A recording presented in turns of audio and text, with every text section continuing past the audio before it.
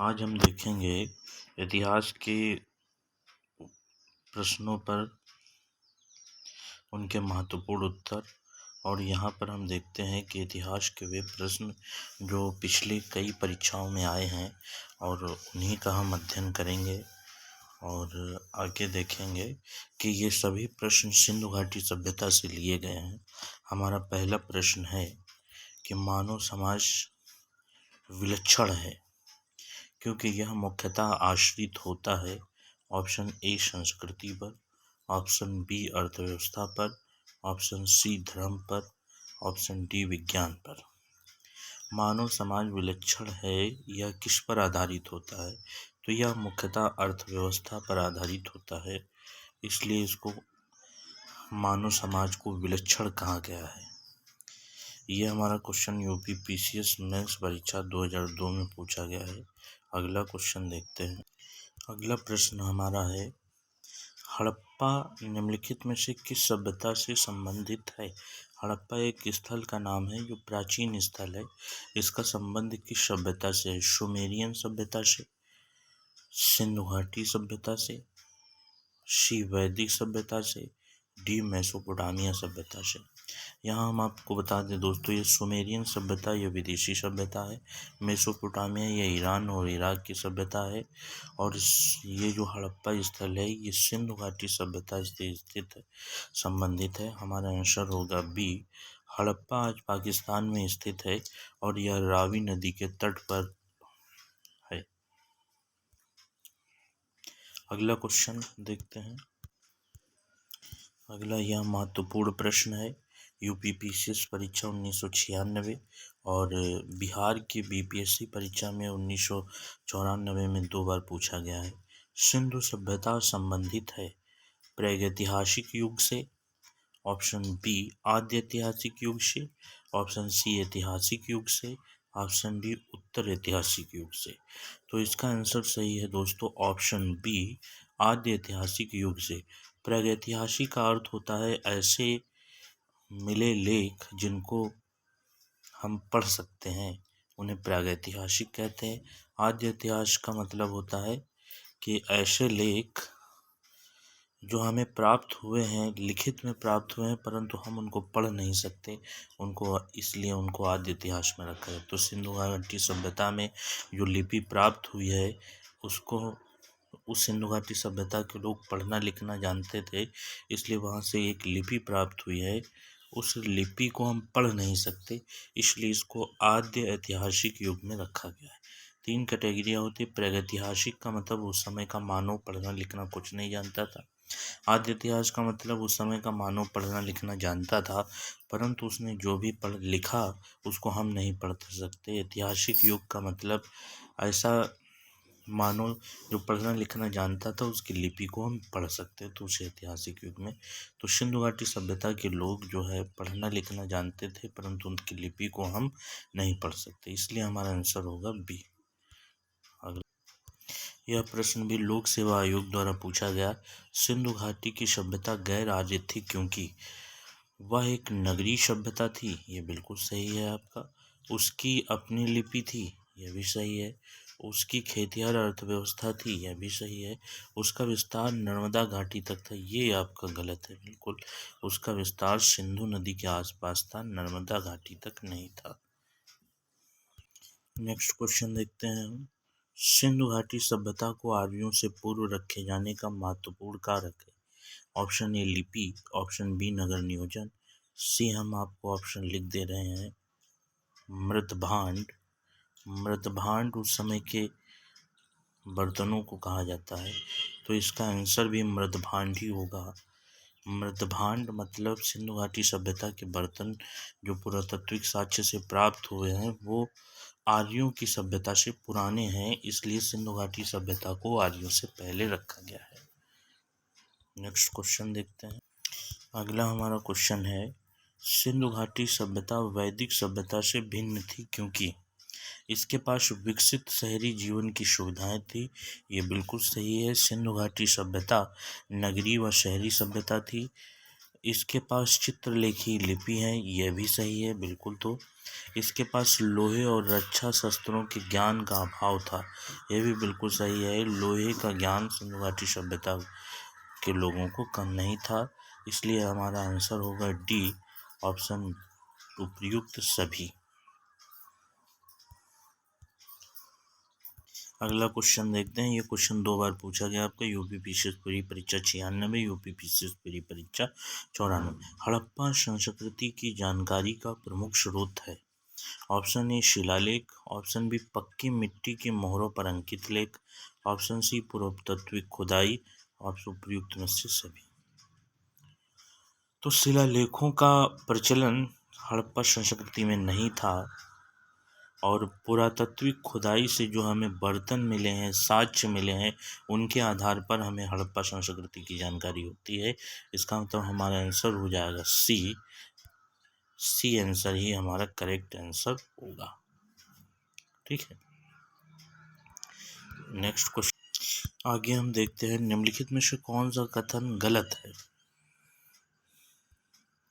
रफीक मुगल, इनका कहना था हड़प्पा सभ्यता ने मेसोपोटामिया से प्रेरणा ली। EJH मैके का कहना था सुमेर के लोगों का पलायन हुआ। मार्टिन व्हीलर का कहना था पश्चिमी एशिया से सभ्यता के विचार का प्रवसन हुआ। अमलानंद घोष का कहना है हड़प्पा सभ्यता का उद्भव पूर्व हड़प्पा सभ्यता की परिपक्वता के परिणाम स्वरूप हुआ। तो इसमें आपका ऑप्शन ए गलत है, क्योंकि हड़प्पा सभ्यता ने मेसोपोटामिया से प्रेरणा नहीं ली। हड़प्पा सभ्यता मेसोपोटामिया सभ्यता से भी पुरानी है, इसलिए मेसोपोटामिया की सभ्यता ने हड़प्पा सभ्यता से प्रेरणा ली। नेक्स्ट क्वेश्चन, अगला क्वेश्चन हमारा ये है। इसमें हमें सूची 1 का सूची 2 से सही मिलान दे रखा है, किसी को गलत नहीं किया, और आप लोग इसे याद रखिए। हड़प्पा सभ्यता की खोज दयाराम साहनी ने की। हड़प्पा एक स्थल है सिंधु घाटी सभ्यता का जिसकी खोज दयाराम साहनी ने की। हस्तिनापुर, इसकी खोज बीबी लाल ने की। तक्षशिला की खोज जॉन मार्शल ने की। कौशाम्बी की खोज MG मजूमदार ने की। ये सभी फैक्ट हमारे सही हैं, उसको आप लोग याद करिए। हड़प्पा सभ्यता की खोज दयाराम साहनी ने की। हस्तिनापुर की बीबी लाल, तक्षशिला जॉन मार्शल, कौशाम्बी के MG मजूमदार। अगला क्वेश्चन देखेंगे। ये भी आपका बहुत महत्वपूर्ण प्रश्न है। भारत में चांदी की उपलब्धता के प्राचीनतम साक्ष्य कहाँ से प्राप्त हुए? ऑप्शन ए हड़प्पा संस्कृति में, ऑप्शन बी पश्चिमी भारत की ताम्रपाषाण संस्कृति में, ऑप्शन सी वैदिक संहिताओं में, ऑप्शन डी चांदी के आहत सिक्कों में। हमारा ऑप्शन इसमें सही है, हड़प्पा संस्कृति में। हड़प्पा संस्कृति से हमें चांदी की प्राप्ति हुई है। ये आपका IAS में पूछा गया 1994 में क्वेश्चन है कि भारत में चांदी की उपलब्धता के सबसे प्राचीन साक्ष्य, सबसे पहले चांदी के प्राचीन साक्ष्य कहाँ मिले? तो हड़प्पा संस्कृति में। अगला क्वेश्चन देखें। इस क्वेश्चन का हम एक्सप्लेनेशन भी देख लेते हैं। हड़प्पा वासियों को चांदी की जानकारी थी। मोहनजोदड़ो और हड़प्पा के निवासियों के मध्य इसके विधिवत प्रयोग के साक्ष्य मिलते हैं। ये लोग राजस्थान की जावर और अजमेर से की खानों से चांदी प्राप्त करते रहे होंगे। अगला प्रश्न आपका, हड़प्पा में मिट्टी के बर्तनों पर सामान्यतः किस रंग का उपयोग हुआ था? ऑप्शन ए लाल, ऑप्शन बी नीला हरा, ऑप्शन सी पांडु, ऑप्शन डी नीला। तो आपका आंसर होगा ऑप्शन ए लाल।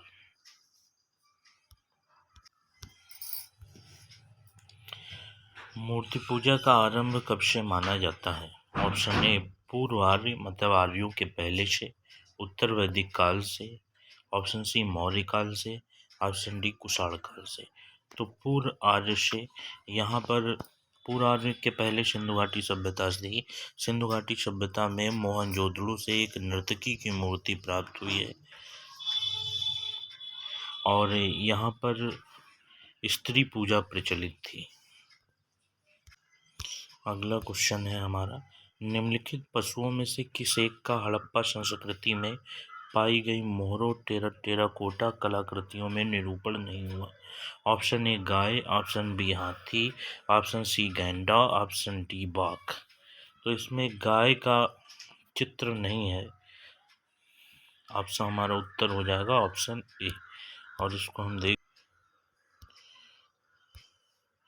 हड़प्पा संस्कृति की मोहरें टेराकोटा कलाकृतियों में गाय का चित्रण नहीं मिलता, जबकि हाथी, गैंडा, बाघ, हिरण, भेड़ा आदि का अंकन मिलता है। गाय को महत्व वैदिक काल में दिया गया। अगला प्रश्न हमारा है, निम्नलिखित में से कौन सा एक हड़प्पा स्थल नहीं है? चौहूदड़ो ये पाकिस्तान में स्थित हड़प्पा स्थल है। कोटदीजी ये भी हड़प्पा स्थल है। देशलपुर ये भी हड़प्पा स्थल है। यह आपका शाहगौरा हड़प्पा स्थल नहीं है। और शाहगौरा के बारे में हम फैक्ट भी देख लेते हैं। शाहगौरा उत्तर प्रदेश के गोरखपुर में राप्ती नदी के किनारे स्थित एक गांव है। यहाँ से मौर्यकालीन ताम्रपत्र अभिलेख मिला है, जिसमें यहाँ अन्नागार होने का विवरण मिलता है। जबकि चौहूदड़ो, कोटदीजी, देशलपुर तीनों हड़प्पा सभ्यता से जुड़े नगर थे। चौहूदड़ो और कोटदीजी इस समय पाकिस्तान में है और देशलपुर गुजरात राज्य में स्थित है। अगला प्रश्न है हमारा, निम्नलिखित को सुमेलित कीजिए। Option A Harappa. हड़प्पा आपका रावी नदी के तट पर स्थित है। हस्तिनापुर गंगा नदी के तट पर स्थित है। और नागार्जुन कोंडा ये कृष्णा नदी पर है। और पैठन आपका गोदावरी नदी पर स्थित है। इसलिए हमारा आंसर होगा हड़प्पा रावी पर है 2, और उसके बाद हस्तिनापुर गंगा पे है 3, और नागार्जुन कृष्णा पे 4, और पैठन गोदावरी पे 2, 3, 4, 1। ये हमारा आंसर सही है। अगला प्रश्न हमारा मिलान करने के लिए है। कूट में उत्तर हमें देना रहता है इस तरीके के प्रश्नों को।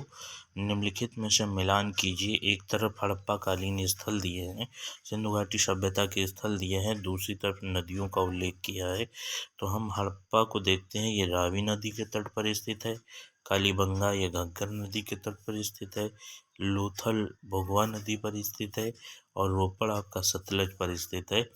इसलिए हमारा आंसर हो जाएगा 3 हड़प्पा, और कालीबंगा 2 घग्गर, लोथल 1 भोगवा, और रोपड़ सतलज 3, 2, 1, 4।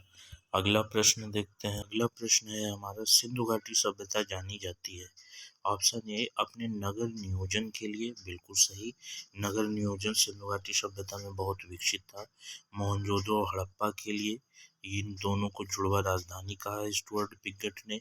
अपने कृषि संबंधी कार्यों के लिए कृषि के कार्य भी होते थे, अपने उद्योगों के लिए उद्योग भी होते थे। तो हमारा जो आंसर हो जाएगा वो उपयुक्त सभी ऑप्शन डी सही होगा। अगला प्रश्न हमारा है ये, निम्नलिखित में से किसका सुमेल नहीं है? आलमगीरपुर उत्तर प्रदेश में स्थित है, बिल्कुल सही आपका है। लोथल गुजरात में स्थित है, यह भी बिल्कुल सही है। कालीबंगा हरियाणा, ये आपका गलत है। कालीबंगा राजस्थान में है, ना कि हरियाणा में। तो हमारा आंसर हो जाएगा सी, जो सुमेल नहीं है। रोपड़ पंजाब में है, यह भी सही है।